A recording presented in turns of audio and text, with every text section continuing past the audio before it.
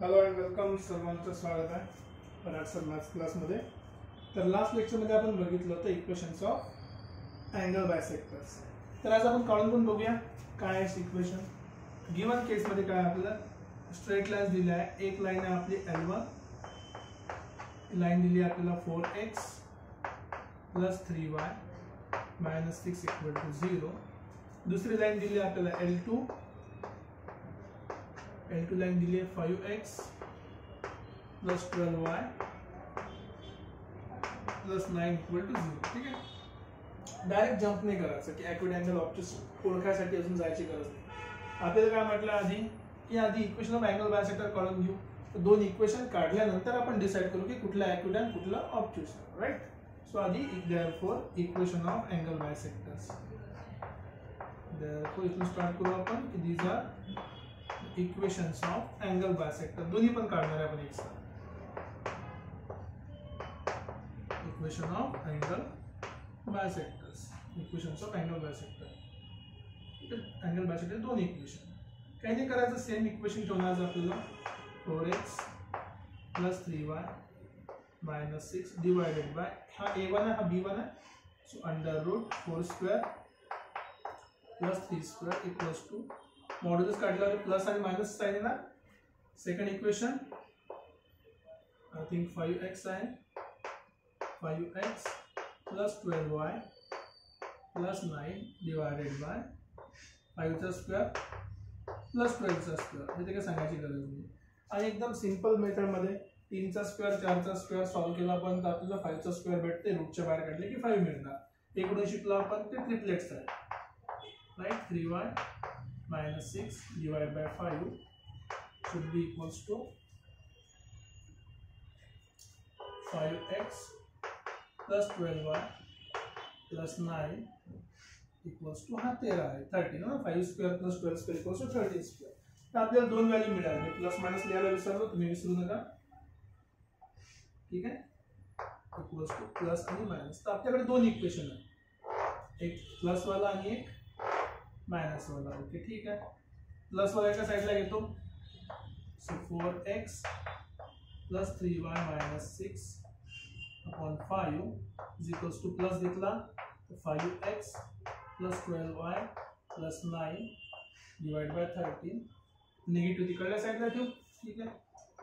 So 4x + 3y - 6 divide by 5 = minus of 5x + 12y + 9 I think divide by 13. Bus cross multiply करून simplify करा. Cross multiply केलं तुम्ही simplify करतो असता. 13 ने मल्टिप्लाय करा 52x 39y 78 I guess. इकडे 5 ने मल्टिप्लाय करा 25x + 60y + 45. सगळे एका साइडला घेऊया. सगळे एका साइडला आणणं एकदम सोपं आहे. कसं आणणार आपण एका साइडला, ज्या साइडला x ची व्हॅल्यू जास्त आहे. इथे 52 आहे, तिकडे 25 आहे. सगळे एका साइडला घेऊया. इथे मी त्याला इथे सॉल्व करतो आधी इक्वेशन करायसाठी. सो हा झाला 52 - 25x पहिले इक्वेशन प्लस 39 - 60y आणि -78 - 45 पहिलं इक्वेशन आहे. ठीक आहे. सॉल्व करू. इथे 52 आणि 25 गेले तर 27x - 21y इथे मायनस करा 133 = 0. आय थिंक याला आपण 3 ने डिवाइड करू शकतो का? नाही करू शकत. कशाने डिवाइड करू शकतो? 3 ने करू शकाल पाहिजे, काहीतरी लिहिलं का?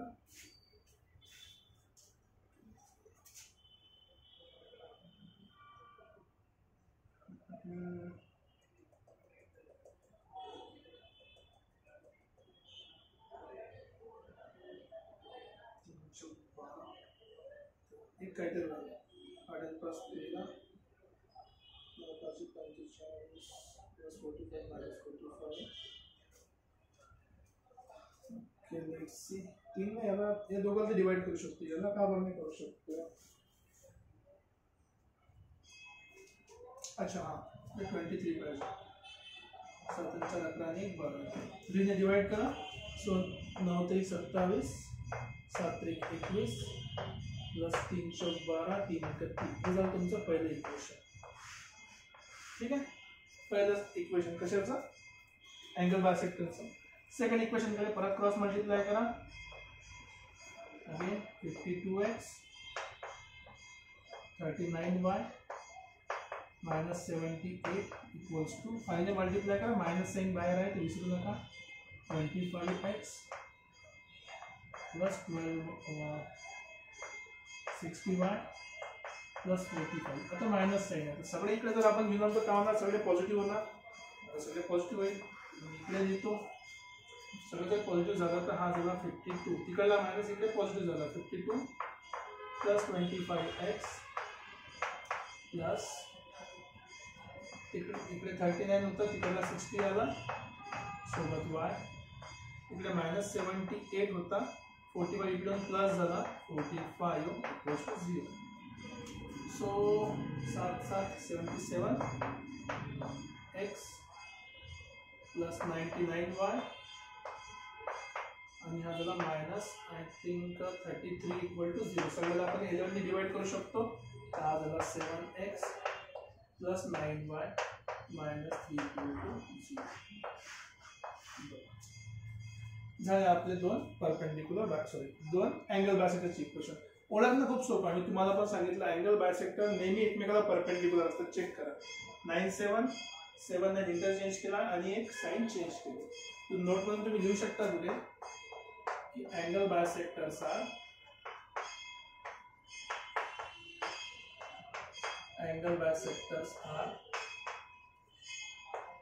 always perpendicular to each other. एकमेकाला नेहमी परपेंडिक्युलर असतात. आता आपण अँगल बायसेक्टर काढले. आता आपल्याला काय ओळखायचं आहे? यातला ॲक्यूट कोणता आहे आणि यातला ऑब्च्युस कोणता आहे. ठीक आहे, ओळखण्यासाठी खूप सोपा ऑप्शन आहे आपल्याकडे. मी तुम्हाला सांगितलं ओळखण्यासाठी आपण दोन लाईन मधला अँगल काढायचा. तो जर समजा 1 पेक्षा मोठा असेल तर पॉझिटिव्ह साइन घ्यायची, 1 पेक्षा छोटा असेल तर निगेटिव्ह साइन घ्यायची. Therefore angle between two lines तुम्ही दुसरी पण मेथड यूज करू शकता. Angle between two lines. पण दुसरी मेथड यूज करण्यासाठी तुम्हाला C1 आणि C2 काय करावं लागेल? पॉझिटिव्ह. C2 तर पॉझिटिव्ह आहे पण C1 पॉझिटिव्ह नाही. याला पॉझिटिव्ह करावं लागेल, मग सॉल्व्ह करावं लागेल.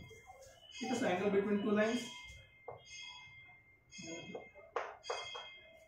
Angle between two lines.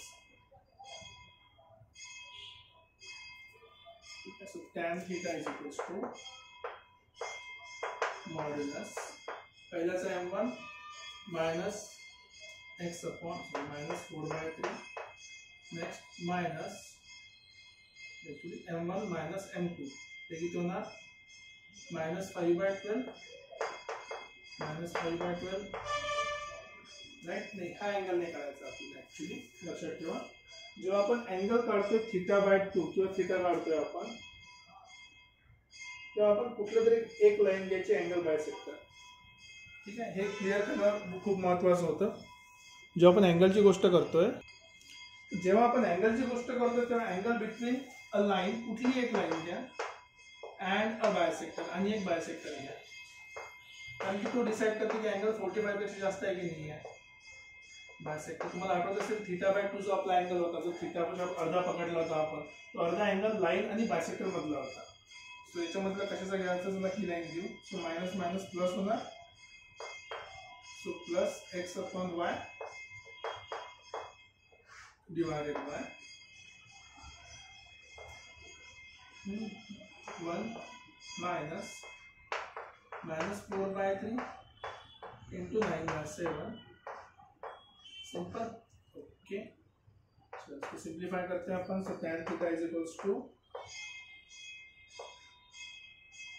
9 27 7 28. Okay next 7 28 minus 28 plus 27.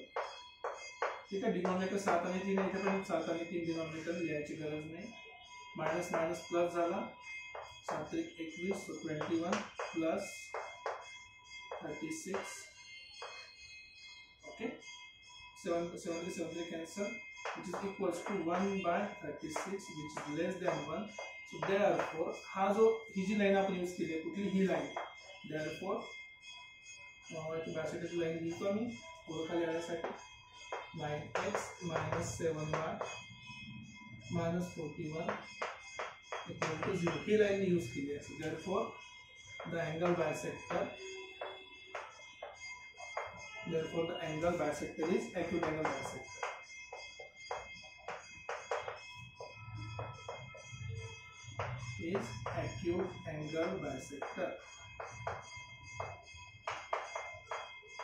जे आपले अँगल बायसेक्टर देखा जाता है एक्यूट अँगल. रिझन काय, सिंपल सा रिझन तुम्हाला सांगितलं, या दोन लाइन मधला अँगल आहे 45 पेक्षा छोटा म्हणून हा एक्यूट वाला झाला आणि जो ऑब्वियसली बोललेला तो काय होणार आहे ऑब्ट्यूस वाला.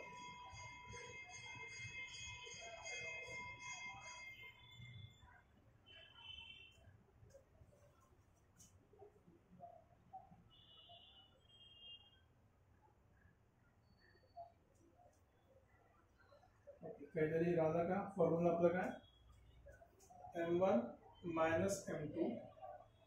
सो कुठला घेतला 9/7 ऑलरेडी मायनस मायनस प्लस होता. अच्छा m1 मायनस इथे पण मायनस पाहिजे राइट.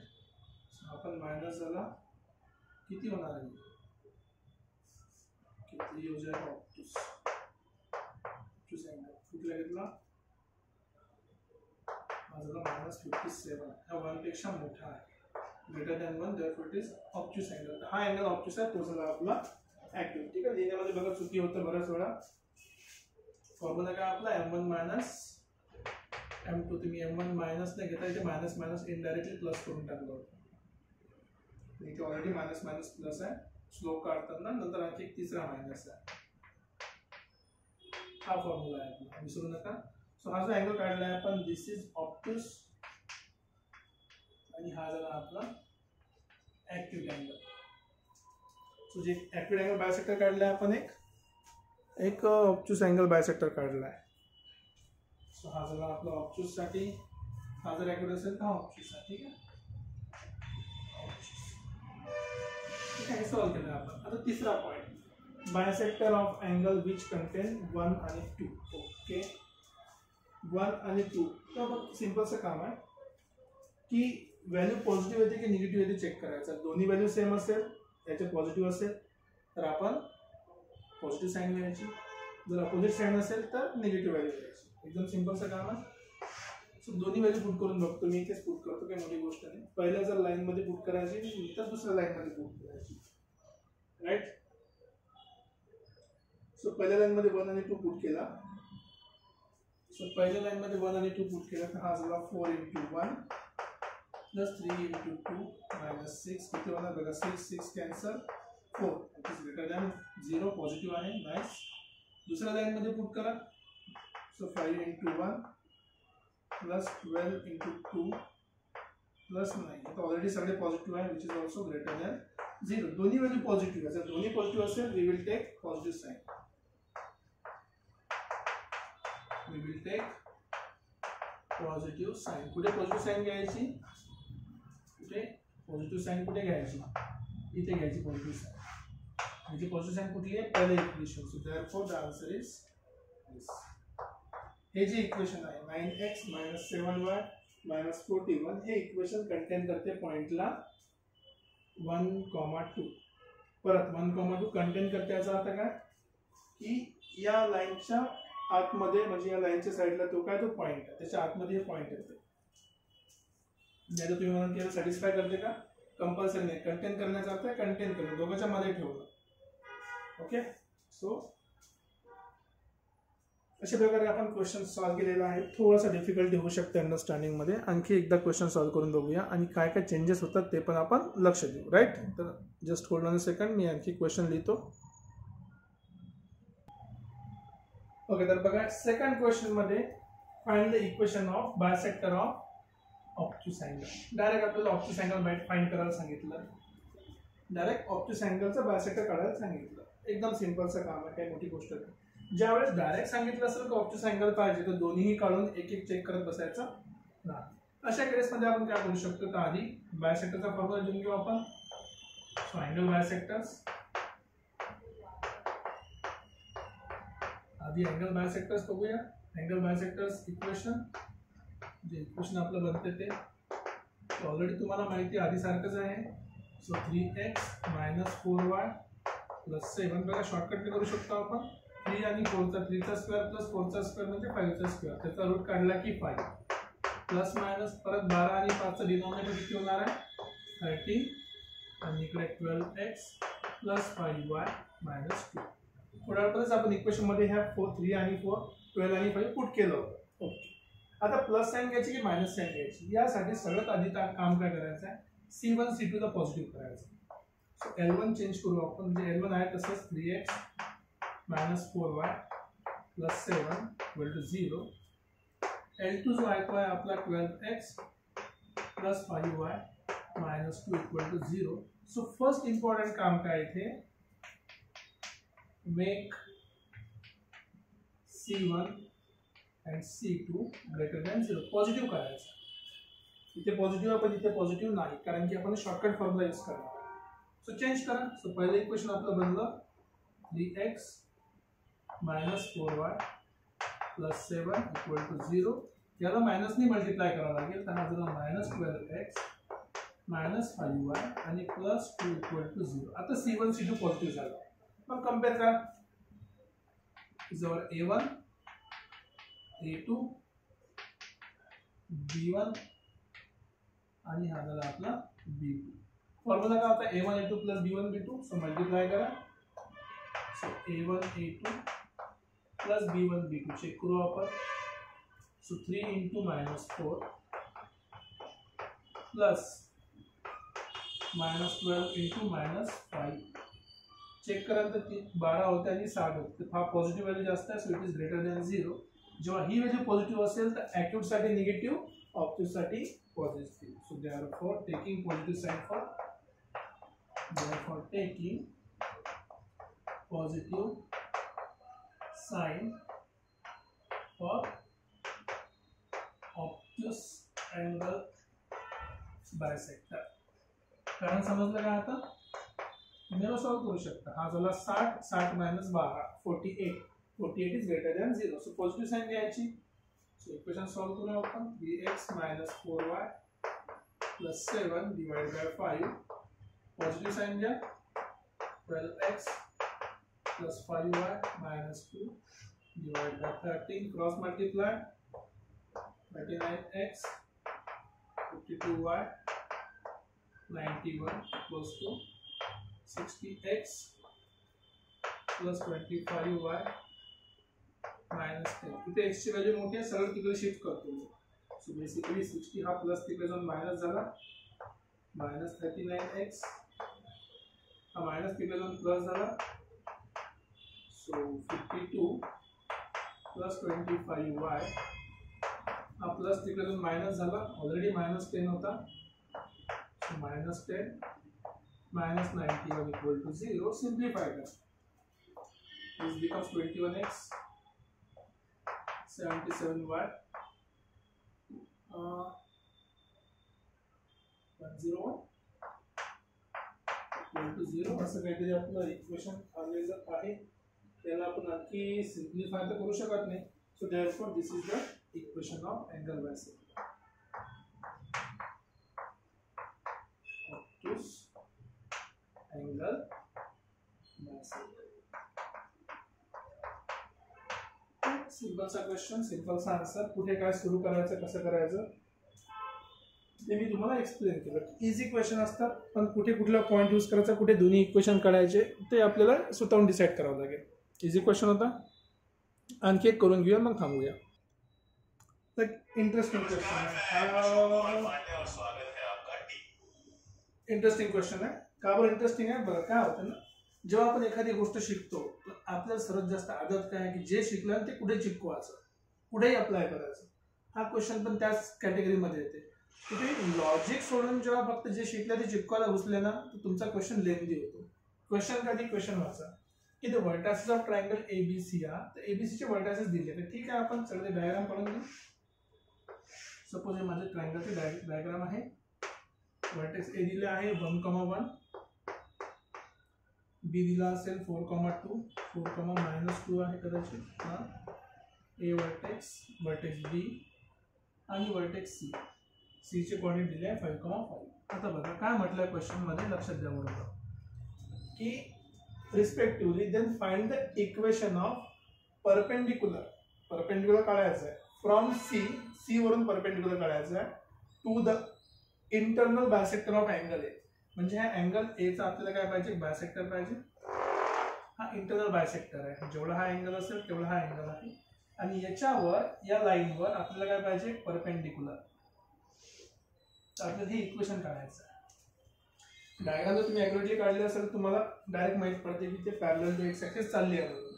मी अप्रॉक्सिमेटली बरोबर नाही काढली पण दिसायला तसंच होणार आहे.